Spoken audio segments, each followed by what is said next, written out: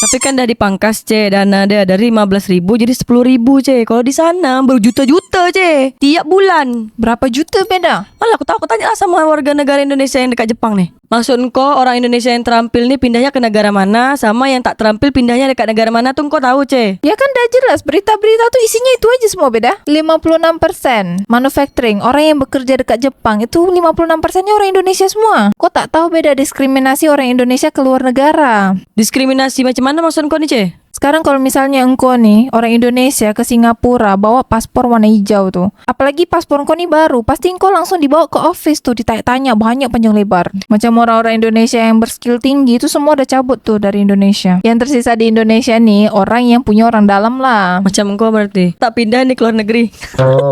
56% pekerja terampil di Jepang itu dari Indonesia beda. Melebihi setengah Berarti orang Indonesia yang terampil sudah menguasai industri yang ada di Jepang. Terus orang Indonesia yang tak begitu terampil, dia bisa menguasai judi online di Kamboja.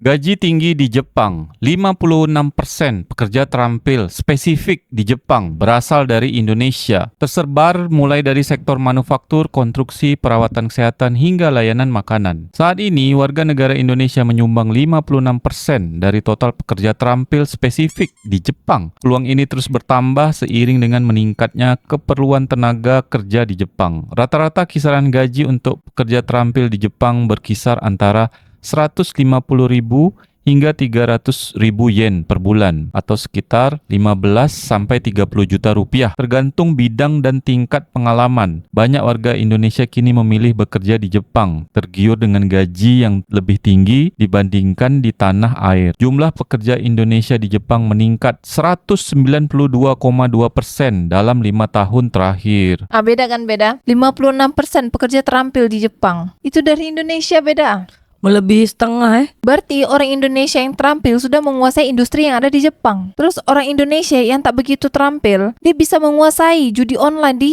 Kamboja. Admin judi online yang dekat Kamboja tuh, itu adalah orang Indonesia beda. Hampir 1.000 orang per tahun warga negara Indonesia yang terampil itu pindah warga negara ke Singapura. Jadi orang Indonesia nih yang terampil dan yang tidak terampil, dia udah pindah ke beda-beda negara, tapi kita tahu dia negara mana. Maksud kau orang Indonesia yang terampil nih pindahnya ke negara mana, sama yang tak terampil pindahnya dekat negara mana tuh kau tahu Ya kan dah jelas, berita-berita tuh isinya itu aja semua beda. 56% manufacturing, orang yang bekerja dekat Jepang itu 56%-nya orang Indonesia semua. Tapi kan banyak juga orang Indonesia yang kerja di Malaysia Ingat yang aku bilang tadi beda, terampil dengan yang tidak terampil. Orang yang punya skill dengan orang yang tidak punya skill, kita udah tahu dia orang nih pasti pindah ke negara mana. Tapi kan kalau misalnya dia orang nih mau kerja di luar negara, ada agennya tak sembarang-sembarang dia orang bisa masuk. Beda, agen nih kan dia mengurus untuk pekerjaan yang kategori tertentu beda. Tapi kalau misalnya untuk jadi pembantu, tak perlu skill apa-apa lagi beda. Weh, skill menyapu tuh ada Terus ada skill mencuci piring, mengurus anak. Tapi kan masalahnya kerja menjadi pembantu, menjadi penyapu, menjadi pencuci piring, ini kan tak perlu skill yang macam mana. Dia ini tak payah sekolah. Beda sama orang yang kerja ke industri misalnya, atau yang mau bikin pesawat. Beda-beda, mereka nih perlu skill tertentu. Kan dekat Jepang nih gaji dia 15 sampai 30 juta tadi Samdol cakap. Emang terus kalau misalnya dekat Malaysia tuh gaji dia berapa harga dia? Yang jadi pembantu. Aku tak tahu pula kalau gaji pembantu dekat Malaysia ni berapa. Coba buat korang warga Malaysia, berapa gaji pembantu dekat Malaysia? Komen kat bawah. Dah tu orang Indonesia yang menjadi pembantu dekat orang Malaysia, berapa gaji dia per bulan? Korang komen juga kat bawah. Tapi ada orang Malaysia yang tinggal dekat Malaysia, memang warga negara Malaysia, dia kerja dekat Singapura, jadi penyapu aja. Dia gajinya 1 bulan 7.000 ringgit Malaysia. Kalau di Indonesia kan berapa? 24 juta jadi penyapu aja. Lebih banyak daripada yang Jepang tuh kan. Cuma sekarang masalahnya itu memang privilege sebagai orang Malaysia yang kerja dekat Singapura. Jadi gaji dia lebih banyak.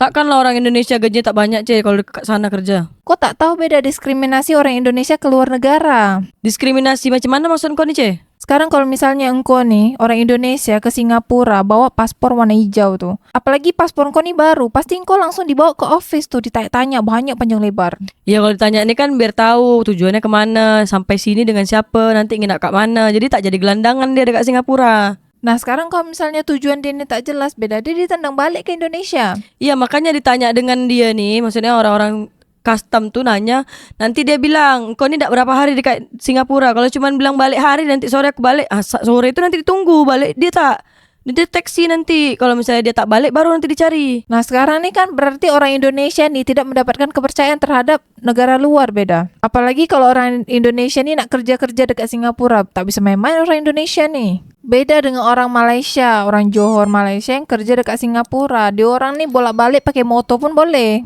Sekarang kau orang Indonesia nak kerja dekat Singapura, mentok-mentok engkau nih cuma jadi pembantu dekat Singapura beda. Kawan kita si Afla jadi chef dekat kafe. Iya. Mantap beda.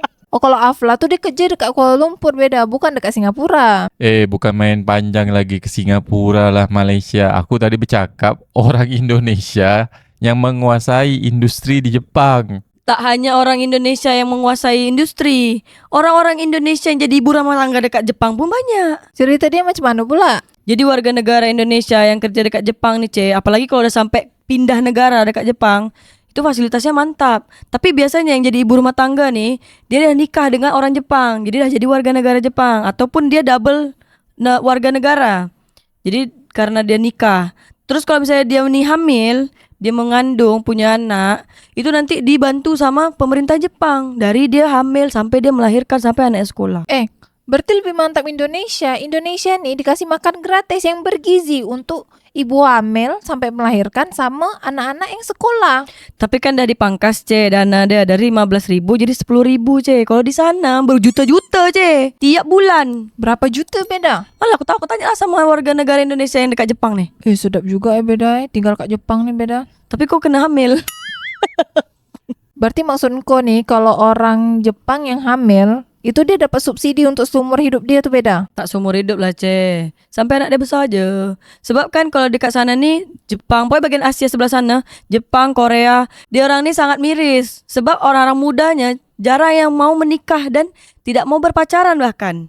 Apalagi sampai punya anak. Itulah makanya diapresiasi warga negara lain yang masuk ke negara Jepang, jadi warga negara Jepang, atau menikah dengan orang warga negara Jepang, mengandung anak, jadi warga negara Jepang juga anaknya. Oh iya, memang iya beda. Macam Korea Selatan, Korea Utara, Jepang, itu diorang nih memang krisis populasi. Macam Indonesia nih sekejap lagi aja beda krisis populasi.